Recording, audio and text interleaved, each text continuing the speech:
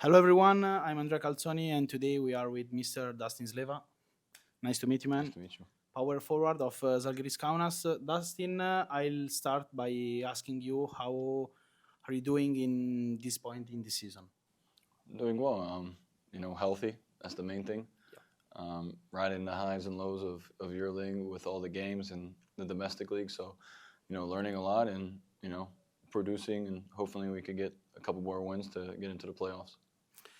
Let's start the interview by talking about you and your career. Before arriving in the EuroLeague, you have changed several teams, but we know that your career began in America at college. And what memories do you have of that period? Yeah, university is kind of where I, discovered that I could be a main player on any team. I went there as, I was 6'4". I wasn't as tall as I am now. I was kind of like a baby. And I grew to be a little bit taller and define my game a little bit better. And the best memories of college is being able to play with like your best friends that you got to experience a lot of different and new things with, and then getting a degree and eventually being able to make a career in Division 2, to be able to have a career in Europe. It's not easy to do, to come from Division 2. Either there's only one other guy that I can name that made it to this level too and is playing well as Cam Taylor, that I played in the same conference with at least. But there's a lot of different other guys that made it to a high level, also Division 2. But it's not easy to climb up the ranks of Europe, and every year you have to continue to be fortunate and play well. We are seeing, in fact, that American college basketball is becoming more and more important, and even many European players decide to go play there. Do you think it's right for a player, for a young athlete, go there? Of course, I mean, there wasn't that opportunity before. I kind of have like a different opinion of how they should change it. I think NCAA should become more professional, Yes. and they should get rid of the the rule of 4 years in eligibility. Because for me, it's tough for the kids, and the kids should be able to learn and be able to get a scholarship earlier, and to be able to develop with like basically two teams, kind of like how the European system is. But I mean, all power to the kids to make as much money as they can as early as they can on a platform like that. And I think it's great that, because if I think about myself, I didn't really mature until I was 20, 21, and how much better that would be for me to start my college career at 20 to be able to make some money, way more than I would make in second division France, and to be able to grow into a better player. I think because of this opportunity, that there'll be even better players, just a little bit older, coming out of the draft. There'll always be gonna be talented young guys, but I think the college opportunity now gives these guys that are late bloomers, especially big guys that are usually late bloomers, it gives them an opportunity to grow and as a player and as a grow into their bodies. As a basketball player. As a basketball in player, of general. course, yeah. Okay, yeah. In 2018, however, your career took a turn. In fact, your life in Europe began. I hope you're enjoying this continent. Of course. Your career in Europe starts in Paris, as you told, a team that had just been founded, and that we all know that now is in the elite of basketball. How were those 5 years in France, from the second division to first one to Europe? Were they good? It was amazing. To start your career in a city like Paris is definitely amazing for an American. I definitely dove into the culture, and outside of basketball, I learned a lot more about myself and what kind of person I was. It's kind of like my second college. I spent 4.5 years, 5 years in Paris, and right after 4 years of college. So it was a place where I got to grow as a person, develop my skills on and off the court. And in Paris, since the beginning, they had a plan for us. When we walked in on the first day, there was a marketing agency that gave the blueprint to how they want to grow their brand and also grow the team to be in the EuroLeague in 5 years. So it was pretty fast how it happened, and it happened. I played with millionaire athletes, plus also rappers. I played with Sheck West. I was able to do, Travis Scott comes to your game. You're playing against Wembanyama. You're playing against like it was the center of basketball almost at this point in time. So I was able to see how Paris was able to grow into the brand and the basketball, and how they kind of transformed even EuroLeague basketball with the pace and how fast they played with Isolo, to have all those good coaches there too. So.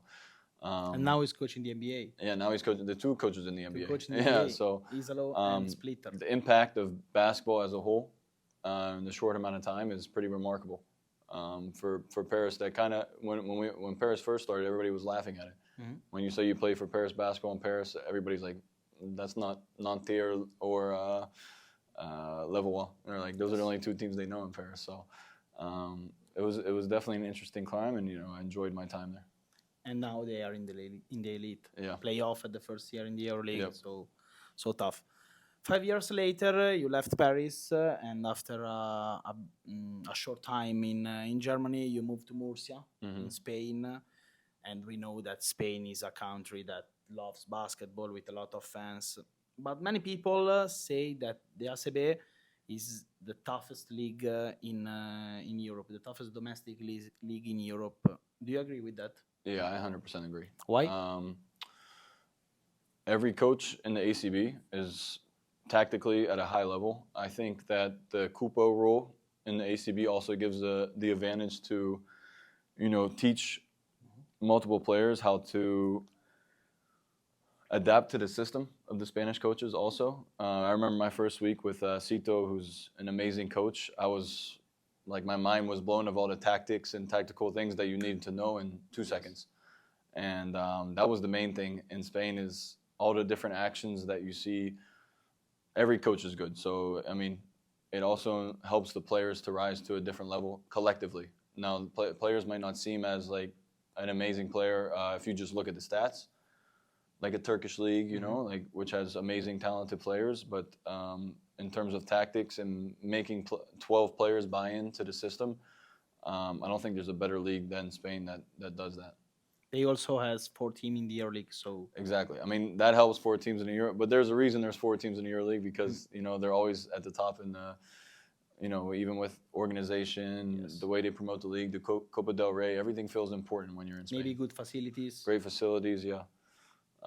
Good life too, also to live in Spain if you have a family and everything. So it all kind of helps with building a good league. In fact, at Murcia, you improved a lot, and you reached the ACB finals against Real Madrid. Why the team with maybe Ennis, Kuruks was so special for you? We had a special group of guys that had character. We had a great coach in Cito who knew how to make us play out of our abilities and a lot harder, and tactically be able to beat different teams with different type. We played a zone against Malaga, who we didn't beat at all during the season or in the Champions League. And some coaches may have an ego to play a zone and go out of a different system, but he trusted that he could try something different and beat teams in a different type of way, which helped us a lot, especially when you have a lot of guys playing, a little bit tired more at the end. We played a lot more minutes. Me, Kuruks, Ennis, Radabal. We brought in Giannis Morin. Two Kuruks, yeah. 2 Kuruks, even Giannis Morin, Troy Copain, like all these guys, the Swedish guys. Yes. We played at a different level. That playoffs definitely changed the path of my career, for sure. It made me a lot better player, and it was my first playoffs ever. And it was the time I got to really show myself on a stage. And we know how good are the games at the playoff. Exactly, yeah. And, it was from Copa del Rey to, the playoffs in Spain. It was amazing. My time in Spain was amazing. It was a very good year. But last year, there was your definitive consecration with Besiktas, where in a season like that, you reached the EuroCup playoff and the final in the domestic league against Fener. What was it like playing in a city like Istanbul that is very different from Spain, but with a lot of teams, for example, Efes, Galatasaray, Fenerbahce, with so many fans? How was the season in it was Besiktas? definitely an adjustment for me, because I came from Spain, where it's calm life, sun every day, lived on a golf course. After practice, maybe you go to the beach, relax, to Istanbul, where amazing city. but it was very chaotic for me. Yeah. And it was like an adjustment for 2 months where I had to really change how I lived. But I got into a good feeling. We had an amazing coach, Dushan, and the fans there are insane, especially when you win. It's really like if you feel like it's a war cry against like the big teams, Fener, Efes, even Galatasaray, and all these other teams. So, and Turkey was a complete different environment, but and the fans in Beşiktaş, they're amazing. Like I remember they knew me a little bit as the season went on, but then I had a play that went viral, and there's like 22 million Beşiktaş fans, and they all check the stats, your phone, the games, whatever. And I had this play that go viral where I dive on the floor, and after this, it felt like every Beşiktaş fan knew me. So They are so crazy. They are so crazy, but they're very passionate and very, they're supportive of everything. If it's football, if it's, volleyball, if it's basketball, women's basketball, they live their club. I can't tell you how many people I've seen that had Beşiktaş tattoos, and you see it in their cars and everywhere. So it was very cool to play in an environment like this that really breathed the team. Yeah, in fact, I saw your games against Fener in the finals, and I said, "Wow, it's like yeah." And when you're the incredible underdog team with these big teams, it's something a little bit more. You have to play with a certain type of character. You have to play with a certain type of edge, because you don't have the budget of the Fener or of the Efes. sure. So the way you win is by just getting loose balls, diving, with playing 100%, and that's been me my whole career, and that's something that I love to go to teams. Even Žalgiris, we're that type of team that every year in the EuroLeague that you have to play with that type of edge. As you said, in fact, your coach was Dusan Olimpjevic, and many talks about him as one of the best coach in Europe for the future. You agree with that? Yeah, I 100% agree. Not only tactically, game plans, and he changes. He's not set to one thing. Every year, I saw him the year before we played. I went there last year. They played a little bit slower, a little bit more pace, and then he seen that he could change a different type of play style. And the year where I went there, we played a lot faster, a lot of different coverages defensively, like new type of tactics. And he's always trying to change something and learn from other coaches. And the best thing about Dusan is, if you play hard and you give your 100%, he'll rock with you. And that's why I love him, because he coaches hard. He's hard to deal with sometimes, but this guy, if you fight for him, he'll fight for you. So they did that for a reason. Yeah, right. Okay. In fact, last year you were the player who stole the most balls in the Euro Cup. And I want to ask you, how important is defense in a basketball where teams try to score more and more every game? I mean, that's the whole point, is to stop teams that are trying to score. So, Yeah. The teams are scoring more because there's more possessions. So the more possessions, the more you need to be, physically in shape to do this. And I think last year I took advantage of the opportunity of how we played. We played very aggressive. I play very aggressive, so it was kind of like a perfect match to be able to get steals and be able to be in passing lanes. And early in my career, I was seen as a defensive liability. And that kind of pissed me off, for lack of a better term, because I know I'm not the greatest defender, but I'm giving 100% effort. I'm in the right places in the help defense, and I think I've been, I have a reputation now of being a solid defender with intensity, with the will to play, and I think I take pride in that on the court, and it's a confidence thing, defense too, just as anything else. If you think you could get a stop, most likely you're going to get a stop. Yeah, sure. Now let's talk a little bit about your team, because last summer you signed with Žalgiris. And why did you decide to go to Lithuania? And when did you find out that you would become finally an EuroLeague player? Yeah, it was a little bit earlier during our Turkish league. I don't even think we started playoffs yet. Maybe in April.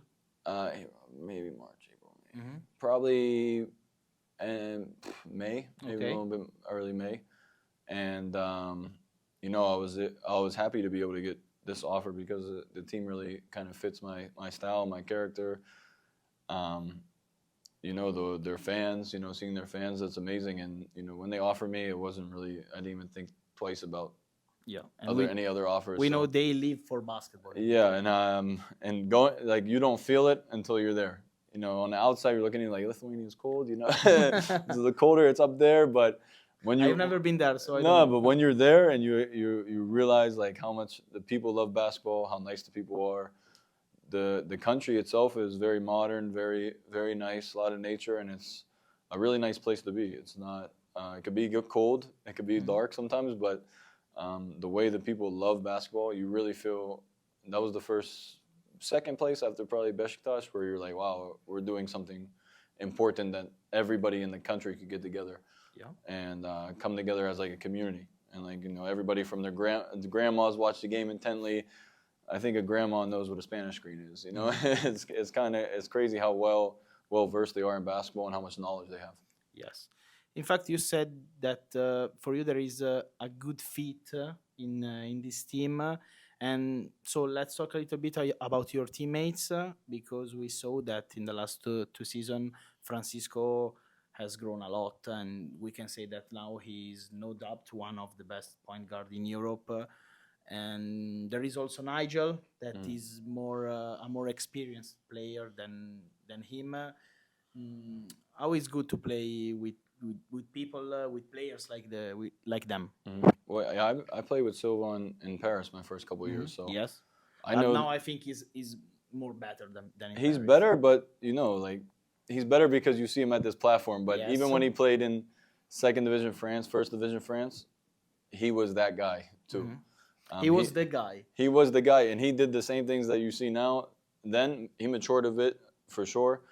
He learned a lot from his experiences, but he's always been that guy. And everybody knew how talented he was, how crazy good he can be. And then this year just showed that, you know, when you give him the keys, he could take care of the whole team. And then Nigel is just a perfect complement to a guy like Sylvain who, you know, he's teaching him different things. He's been there before. He knows how to play, you know, against different coverages, against different defense, what we should do. He's really like a coach on the court. So to have them two as a tandem is, you know, it's one of the toughest tandems to guard, I think, in EuroLeague. And also the fit between Francisco and Nigel is very good for me. And we can also say that Zagre's season so far is good, is very good. And also for me, the choice of Coach Masiulis is good. What difference have you noticed between he and Dusan? Of course, there are two different types of personalities. With Coach right now, he's very calm, very collective. You know, he lets you make mistakes and play through them. Tactically, he's very good.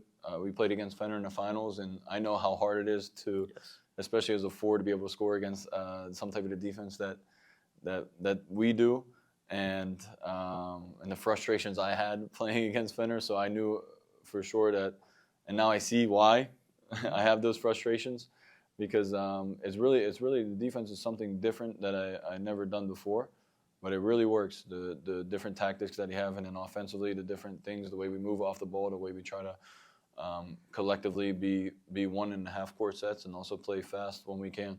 I definitely learned a lot this year, so much this year, just from even the past 3 years of different tactics that each coach had done. I've been blessed to play with, you know, the amazing coaches in my career. So the level of knowledge I gained from all of them has been, you know, amazing. The season started several months ago, and you have played against all teams in the EuroLeague at least once. Who were for you the two most difficult players to guard in your position, and why? I mean, Vinzenkov is Yeah, he's the toughest, just because, you know, you always know that he has the very quick trigger. Coming off screens, you want to tail him, but then you don't want to be too aggressive, because, you know, I got caught one time fouling, on a jump shot. So you know he won't dribble. He won't dribble. That's the worst, because, you know, they're running play dribbling. At least I know he's dribbling, and he has to get up the shot. But when you don't dribble, that's even harder to do. So, but yeah, I mean, you see it in the results and everything that he shows. But even Mirotic and the way he plays, like those guys that are experienced veterans, you know, they know the tricks. They know, especially for a rookie in EuroLeague, they know how to draw fouls against you. which is for me very very annoying. Especially when you're playing hard, they know the little things where they can, get those easy free throws Maybe in in a the bonus. difficult moment of the game. Exactly. So the little things that you don't see that may not look so impressive, but they do it so well that makes it very difficult. Now you are 13-10, and I want to ask you, where can these Zagris Kaunas go? And if you want, you can give me your prediction of the 4 teams for the Final Four. Yeah, I mean, I hope you. yeah, of course, of course. I mean, I think that's why they built the team the way they did. Žalgiris Yeah. is very ambitious this year. I think we will be in the end better in one of those teams in the Final Four. But obviously, like if I didn't say that, then I wouldn't believe in our guys. So I'm hoping we can make this run in the playoffs to give us a good position to be able to make that run. It's a long season. There's a lot more time to play, but we have to be more consistent as a team and grow. We get one win, we get one loss, but we need to string a couple wins together and be able to separate ourselves a bit. So in the end, we could be fighting for a good position to put ourselves in a good position to make that Final Four. Yeah. So Zagris. Monaco, they've been playing very well. Oli. They are playing in Oaxaca. And you see Madrid's creeping up too, So no Pana in Oaxaca. I don't know. I don't No, know. I know it's tough, man. Hapoel, they're a very good team too. I mean, there's so many. I mean, you could maybe Fenner too. Fenner has been moving. You're gonna put me in a tough position. I know. I mean, I think Fenner too because the way they've been playing recently. So I'll give you those 4. Also, I think Fenner will be there. Yeah. Fenner, the way they're playing now and the system that they have, and they had a lot of NBA guys that are extremely talented, and they're starting to figure out the European system. I think the system is a little bit more important for them. Exactly. So now they're going up like this. So yes. Yeah, but still early in the season. There's a lot of games to be played. This concludes the interview. I hope you enjoyed it and got to know this player a little bit better. I thank Zagris Kaunas for the opportunity, and you, Dustin, again for your time. Appreciate you. I wish you good luck for these last months of the season, and thanks again, man. Thank you. Thank you, man. Bye.